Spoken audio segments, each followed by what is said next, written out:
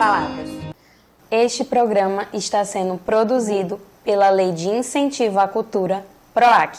Estamos iniciando agora mais um programa Além das Palavras. E para iniciar esse programa, vou deixar com vocês uma poesia da minha autoria. Não se apegue ao passado, busque novas oportunidades. O novo é incerto e o antigo causa saudades. Pense sempre no futuro, cogitando novas possibilidades. E para dar início a esse programa maravilhoso, tenho aqui comigo o nosso convidado de hoje, o Nelson. Tudo bem, Nelson? Tudo bem, Débora. Obrigado por me receber aqui. O Nelson, ele é escritor e jornalista. Nelson, fala um pouquinho para o nosso público sobre você, se apresente, para que o nosso público venha entender um pouco aí de quem é o Nelson. Obrigado. Eu sou escritor e jornalista, como você falou, né? Primeiro fui jornalista a vida toda, me tornei escritor nos últimos anos. Meu primeiro livro surgiu em 2022, mas escrevi sempre durante toda a vida, né? Sou romancista, já publiquei 4 livros e hoje vivo aqui na Praia Grande, aqui pertinho, né? E continuo produzindo. Meus livros, trouxe alguns hoje para você folhear e mostrar aqui no programa. E eles estarão disponíveis em breve aqui também na Biblioteca Pública de Cubatão. Nossa, que bom, Nelson. Fico muito feliz e essa já é uma notícia aí em primeira mão, né, Nelson? Sim, a Secretaria já vai incorporar os exemplares, um de cada um, nas bibliotecas públicas aqui do município. Nelson, a sua profissão, ela influenciou a sua escrita de livros ou você já era um escritor e só foi se descobrindo cada vez mais? Olha, eu fiz, antes de cursar jornalismo, eu fiz colégio técnico. Inclusive, muito das minhas experiências nessa época de colégio estão retratadas aqui nesse livro, né? Que é o meu último a ser publicado. E ali eu não tinha, eu lembro que ninguém ligava muito para português, né? Literatura, a gente estava ali para aprender uma profissão. Só que eu gostava, então eu comecei a perceber que eu tinha facilidade para escrever. Aí um dia a professora chamou lá, eu e mais um menino que era poeta, né? E para a gente escrever alguma coisa, uma homenagem lá ao Dia dos Professores. Eu falei, acho que eu tenho aí alguma coisa diferente, né? E aí comecei a me interessar por ler histórias, né? Outros autores que apareceram, influências e tal. Eu sempre escrevi, como eu te falei, mas acabei vindo a publicar muito mais tarde. Como jornalista, eu sou um observador, eu sou um repórter, né? E o escritor também tem muito disso, né? De ser uma pessoa que observa muito, né? Já me falaram que tem escritor que nunca descansa, assim, né? Ele está sempre escrevendo. E a maioria é assim também, né? E o repórter, ele está aqui, se de repente essa sala pegar fogo, ele está diante de uma notícia, né? Então ele também nunca descansa, né? Então são essas as similaridades entre as duas profissões. Nelson, qual foi o seu primeiro livro que você publicou e como que foi esse processo da escrita até chegar a pegar ali no livro com as suas mãos? O meu primeiro livro foi o Paraíso Selvagem, que não está aqui hoje, publicado pela Cotter do Paraná. Eu participei de muitos cursos, muitas mentorias com alguns escritores e tive uma mentora muito próxima de mim, que foi a Márcia Denser, uma contista fenomenal, assim. E ela que me indicou lá para a editora. Eu tinha uma história há muito tempo na cabeça, que era uma fantasia de espíritos ilustres como Elvis povoando a Terra, né? E esse foi meu primeiro livro, assim, se você for pegar hoje os 4, é o livro mais fora da curva, assim, é uma história mais fantasiosa mesmo. Ela se passa num dia só em Las Vegas, né? E aí depois ela avança para o período da pandemia, né? Onde Las Vegas está totalmente isolada e inabitada. Nesse mesmo livro? Nesse mesmo livro, né? E esse foi o meu primeiro. Aí o segundo eu lancei pela Cotter também, durante a pandemia, é esse livro aqui, chama Um Sorriso Aprisionado, né? Ele é um romance mais juvenil, aí ele foi escrito em primeira pessoa, né? E é a história de um menino que, durante a pandemia, ele se recusa a usar máscara e participa, ele é um DJ, né? Que participa de festas e tal, e ele se apaixona por uma garota que trabalha no correio e nunca mostra o rosto. Então, basicamente, é uma história com apelo mais juvenil, né? Que se passa na pandemia. Aí depois eu lancei esse policial, que é o Hotel Refúgio, né? Pela Caravana, que é uma editora mineira. Tudo isso na sequência, tá? Eu demorei, um atrás do outro. Um atrás do outro. Um intervalo assim de quanto tempo? O Hotel Refúgio é tipo um spin-off dessa história aqui. E o Hotel Refúgio é um hotel também esvaziado pela pandemia, onde tem um crime meio misterioso, e aí entra em ação o detetive Eurico, que está nesse livro, que persegue o Ben, que é o personagem principal desse livro. Entendi. Então foi uma história que não complementa, mas ela está ligada, né? Sim. E o meu último livro é esse aqui, foi publicado pela Mondro, de Goiânia, né? É uma história em primeira e terceira pessoa, ela vai e volta na década de 80 e para o período atual, e fala sobre bullying em relações familiares, né? Como eu te falei, eu recorro muito à memória do que eu vivi no colégio técnico, né? Que era formado basicamente por homens, então tinha muito episódio de bullying ali, né? Físico, inclusive, né? E aí eu usei essa experiência para fazer esse livro, que é o meu último, por enquanto. Entendi. Nelson, eu vou pedir só para você explicar um pouquinho melhor as questões do livro e do processo. Eu me interessei muito nesse livro aqui. Verdade. Inclusive, eu já ganhei ele, né, Nelson? Ganhou. Já vou levar para minha casa para mim poder ler. E daqui a pouquinho a gente vai passar para vocês as informações também de como adquirir qualquer um desses livros.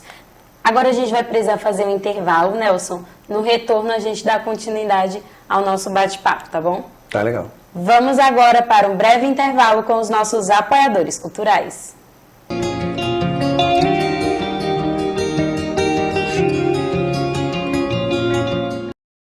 Além das palavras.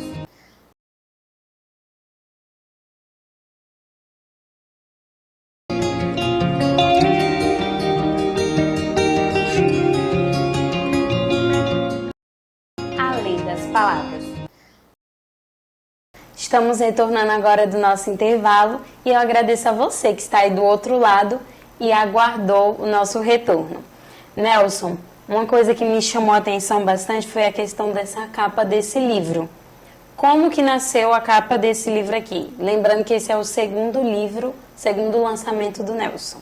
Fala um pouquinho. Débora, eu não trouxe o Paraíso, né? Sim. Mas é a mesma artista, é a Paula, que é uma artista gráfica que faz algumas capas para a Cotter, né? O meu primeiro livro eu indiquei para ela direitinho, que eu queria uma colagem com o Elvis, e é uma capa bem bonita mesmo, né? E ela fez direitinho. Esse aqui eu deixei ela mais livre para criar, e acabou saindo de novo uma capa muito bonita, muito impactante, né? Tem muito a ver com a Jane, que é a personagem que é perseguida pelo garoto que quer conquistá-la, né? Ela é uma mulher mais velha do que ele, né? Então tem isso também. Ela é uma mulher religiosa, mas que ao mesmo tempo ela fica atraída por aquele mundo do Benjamin, né? Do bem, que é o mundo noturno, clandestino inclusive, né? Porque na pandemia não poderia ter festa, né? Então é uma história bem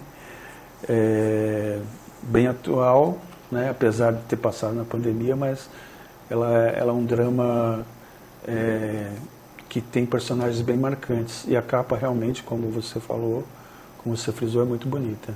Muito bonita. E para você que está aí do outro lado, agora o Nelson vai passar as formas de como você consegue adquirir qualquer um desses livros.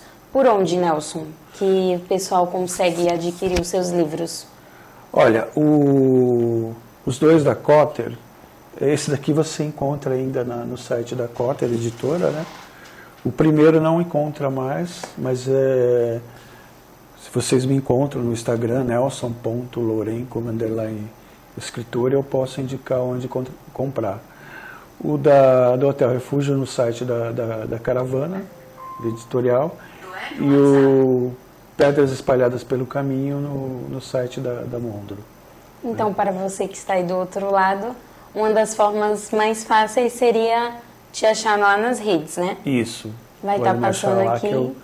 Que eu tenho os livros, posso mandar autografados para todos que entrarem em contato. Tá bom. Vai estar passando aqui embaixo as redes sociais do Nelson, e quem quiser adquirir e teve interesse por algum livro, pode entrar em contato com ele através do Instagram, certo? Certo. Nelson, e esse terceiro livro aqui? Hotel Refúgio. Essa capa aqui, a gente teve uma pequena conversa antes, né? O Nelson já me contou que foi uma foto que ele mesmo tirou. Fala um pouquinho, Nelson, sobre como que foi esse momento que você foi lá e fotografou, se já foi pensando exatamente na capa desse livro. Não foi. Ou como que foi? Não foi. É uma foto bonita mesmo, e ela retrata todo o isolamento, né, que teve na pandemia e no hotel, no cenário do livro, né? Mas foi, por acaso eu estava andando de madrugada aqui perto da Rua do Gasômetro. Quem mora em São Paulo, quem vive em São Paulo, conhece, né, no Brás. Não é o Cambuci, onde eu morei muito tempo, onde se passa esse livro e o Sorriso Aprisionado, mas é um bairro ali central também de São Paulo, né? E eu achei que a foto tinha tudo a ver com a edição e enviei. Esse livro ele surgiu assim, o meu editor na Cotter, ele estranhou o fato do livro começar com um crime que é solucionado aqui. Porque o crime ele é apenas uma forma aqui nesse livro, é uma forma de apresentar o personagem, ele não é solucionado. Eu falei, bom, então eu vou escrever um livro solucionando, fazendo a investigação do crime que tem no outro livro e solucionando nesse. E aí surgiu um livro policial, que eu nunca tinha escrito. Foi um livro que me deu muita satisfação, porque assim me abriu algumas portas de conhecer gente que produz literatura policial, de suspense, de terror, que é um pessoal bem assim aguerrido, né, na literatura. Ele é um pessoal unido, a gente viaja lá pela Berst, que é a associação, né? Gosta de expor os livros e foi uma experiência muito legal. Eu espero estar com ele, ainda tem alguns exemplares, no stand da Berst na Bienal de São Paulo esse ano, que a gente vai ter lá, a associação vai ter um stand só dela, né, e os escritores associados vão estar lá. Então eu espero estar quase todos os dias lá na Bienal e vocês vão me encontrar lá. Sim. Então eu vou até... Posso ler, eu sei que você gosta de poesia, mas na verdade Mas pode ler um trechinho. Não, é epígrafe, é do Shakespeare, e ela dá conta assim, de falar um pouco do que trata o livro. Na morte pagam-se todas as dívidas. Então é uma história de redenção, né? Aqui tem um justiceiro que já me falaram, um dos leitores já me falaram que ele é inverossímil, mas outros me disseram que a melhor coisa do livro é que é um justiceiro que ao mesmo tempo ele é pastor. Né? Então ele tem essa noção meio por vias tortas, ele tem essa noção da salvação, né? De você salvar. Eu até vou ler aqui então um pedacinho, se você... Fique à vontade. Se você... Vai deixar o pessoal de casa com gostinho de quero mais. É do capítulo que é apresentada a garota que ela cuida do hotel que era do pai dela, né? Então é mais ou menos assim: o mundo era o que conseguia enxergar, confinada ao hotel, fragmentos de vida, mentes ociosas e desequilibradas, tragédias e sortilégios que as pessoas carregam impulsivamente. Hóspedes como aquele homem, Carlo, havia algo de perturbador nele, e ao mesmo tempo era fascinante pensar que tinham algo em comum, um desvio, uma inadequação da qual não conseguiriam escapar. Então é isso. Assim, eu, depois de muito tempo refletindo, né, sobre a minha literatura, eu cheguei à conclusão que eu escrevo sobre gente solitária, né? Então, Nelson, eu percebi, você também falou, que os seus livros foram publicados por 2 editoras diferentes. E aí eu tenho uma pergunta para fazer para você. Como que é esse processo, essa experiência, na verdade, de fazer publicações com 2 editoras diferentes? Eu peço que você vá pensando na sua resposta, que agora a gente vai ter que fazer outro intervalo, tá bom? No retorno você me dá essa resposta. Tá legal. Vamos agora para um breve intervalo com os nossos apoiadores culturais.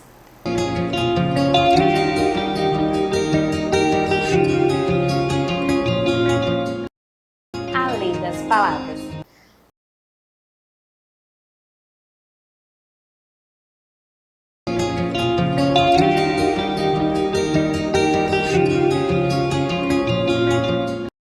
Além das palavras.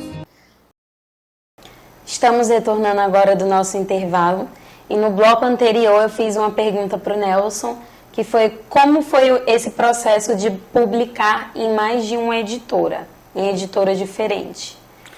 Então, Débora, na verdade eu fiz algo que não se recomenda para um escritor, que é ficar pulando de editora em editora, né? O ideal é você ficar numa editora, criar um catálogo ali. Agora, assim, hoje o mercado oferece, se você é escritor independente, como é o meu caso, você pode até se autopublicar, né? Você não precisa exatamente de uma editora. Agora, eu gosto de estar numa editora que tem um catálogo que tem a ver com o que eu escrevo, né? Por exemplo, a Mondo, ela lançou o meu último livro para uma coleção que tem vários livros que dialogam, né? Falam sobre a realidade brasileira atual. Então, isso é bacana, né? Mas, assim, se eu puder dar um conselho para quem está começando a escrever e quer manter uma carreira, assim, que escolha a editora, procure, né? Veja nos sites, fique atento às chamadas de originais, que lá às vezes tem, olha, a gente trabalha com livros assim assado, para não ficar jogando o livro para tudo quanto é lado, né? O original. E hoje tem muita oportunidade. Assim, o meu primeiro livro, como eu te falei, eu fui indicado por uma mentora, né, uma escritora, e aí depois o segundo, a Cota já quis publicar, e depois foi sempre em chamada de original, assim, né? Eu vou mandar o meu livro para essa editora que está abrindo, está recebendo originais. Eu mandei e deu certo nas últimas 2, né, que me publicaram. Agora, para o próximo, eu não sei. De repente a Mondo aí está ouvindo, queira já receber algum projeto meu, eu vou mandar, mano. Entendeu? Mas não façam o que eu fiz, tentem permanecer na mesma editora. Entendi, boa dica, inclusive eu mesmo não tinha esse olhar. Boa dica. E outra coisa que uma vez me falaram, não sei se é verdade, mas assim, a partir do 5º livro é que você começa a ser respeitado, que você tem assim uma experiência que possa dizer, pô, esse cara ele veio para escrever, para se manter ou não, né? E o meu próximo livro é o 5º, então eu já tô pensando bem, né? Como é que eu vou publicar? Mas como eu te falei, eu publiquei um atrás do outro, agora eu tô assim ruminando mais as ideias, entendeu? Para publicar o próximo. Agora eu gostaria que você falasse sobre esse livro, que é de uma coleção, né? Gostaria que você falasse um pouquinho sobre ele e sobre o que está dentro desse livro, qual é o conteúdo que está aí dentro. Certo. O Pedras Espalhadas pelo Caminho era um livro que eu queria já escrever há algum tempo, né? Sobre a minha experiência quando eu fiz colégio técnico, né? Um colégio só de homens, onde havia muito bullying, nem chamava bullying na época, mas havia esse clima pesado, assim, né? Só que não é uma autoficção, ele é baseado em coisas que eu vi, que eu assisti, né? E, só que assim, uma pessoa do meio leu o primeiro original e me indicou, falou, esse livro talvez você possa expandir, né, mais a figura de alguns personagens. E acabou virando um livro mais sobre relações familiares, né? Então é a relação do pai com o filho, o diálogo que está ali travado, né? O drama que você tem de viver sem um distanciamento que a rotina vai te colocando de uma forma que você nem percebe às vezes, né? E o próprio Donnie, o personagem principal, ele é uma pessoa que tinha enterrado essas feridas, né, do passado. E o episódio com o filho dele, que sofre bullying na escola, acaba revivendo, né. É um livro, quem for comprar também vai ver que ele tem um acabamento assim, gráfico muito bonito da Mondro, né. Bonito mesmo. E assim, o primeiro capítulo, ele chama A Memória Estilhaçada, né, que na verdade o que é o episódio que o filho do Donnie sofre? E quebram o óculos dele, né? O óculos de grau na escola. E a partir daí desencadeia toda a história. O pai dele, que é o Donnie, relembra o passado, né? Que ele sofria bullying. Sim. E que ele tinha enterrado. E a partir disso ele tenta compreender o que o filho está passando na escola, como é que ele pode ajudar e como é que ele pode também superar, ao lidar com o filho, superar o trauma dele, né? E, assim, eu posso ler aqui um trechinho. Sim, pode. Que é o Guto indo para a escola, tá? Que é o menino. Assim que chegar, na verdade ele tá voltando, né, para casa da escola. Assim que chegasse em casa, iria se empanturrar com qualquer coisa que pudesse recolher entre os restos da geladeira, sobras de comida pronta que o pai estava acumulando na ausência de uma presença feminina na casa. A mãe se despedira às pressas, com um beijo melado e ligeiro, ela tão afeita a carinhos e afagos. Um açogamento em partir que funcionava como uma pancada no rosto do menino, muito mais forte do que as pancadas que recebia na escola. Aquelas não mereciam suas lágrimas. Então, é um livro que ele está aí agora, eu estou levando ele para as escolas, para educadores. Eu tive muito cuidado de pesquisar também, porque o bullying ele existe há muito tempo, mas ele vai se reinventando. Hoje tem o cyberbullying, né? Ele é eu costumo dizer que é uma crueldade que vai se transformando, né? Passando de geração em geração. E eu tive que pesquisar porque eu sei que os educadores são bem críticos sobre esse assunto, né? Eles não vão aceitar que você retrate o tema superficialmente, né? Sim. Nelson, foi muito importante essa sua abordagem, né? Porque, infelizmente, o bullying, né, é algo que vai passando infelizmente, como se fosse uma cultura, de geração em geração. Foi muito importante você ter abordado isso. E eu também gostaria já de agradecer pela sua presença aqui hoje, porque nosso programa está se encerrando. Agora eu vou deixar você com os últimos segundinhos para fazer suas considerações finais. Se você quiser deixar alguma mensagem para quem está em casa, fique à vontade. Eu queria agradecer mais uma vez o convite, né, por estar aqui com vocês. Adoro Cubatão, participei de um festival ano passado, literário aqui.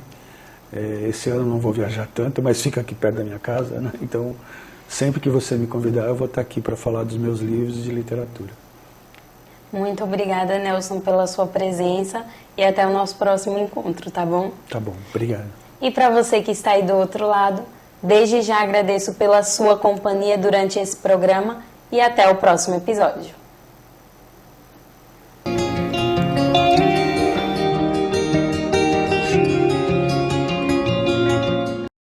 Além das palavras.